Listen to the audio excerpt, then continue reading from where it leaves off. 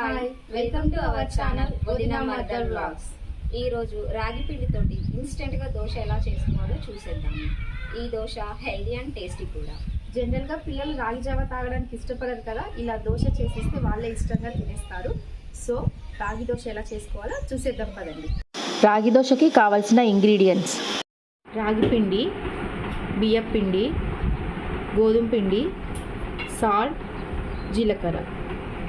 1 cup రాగి పిండి, 1/2 cup గోధుమ పిండి, 1/2 కప్పు బియ్యం పిండి, టేస్ట్కి తగినంత సాల్ట్, జీరా కొద్దిగా.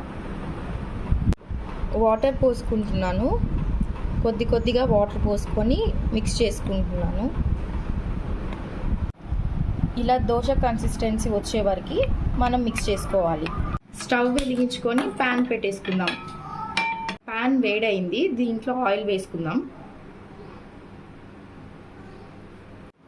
దోశ వేసుకుందాం.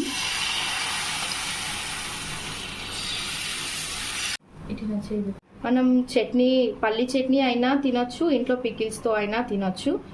లేదు అంటే టైం లేదు అనుకుంటే పిండిలోనే కొంచెం చిల్లీ పౌడర్ వేసుకొని డైరెక్ట్గా దోశ వేసేసుకోవచ్చు. రాగి దోశలు రెడీ అయిపోయాయి, టేస్ట్ చేసేద్దామా?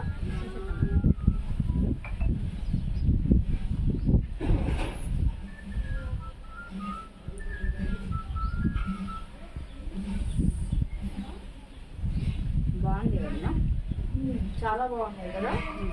ఈ వీడియో మీకు నచ్చినట్టయితే please do like, share and subscribe our channel వదిన మదర్ వ్లాగ్స్.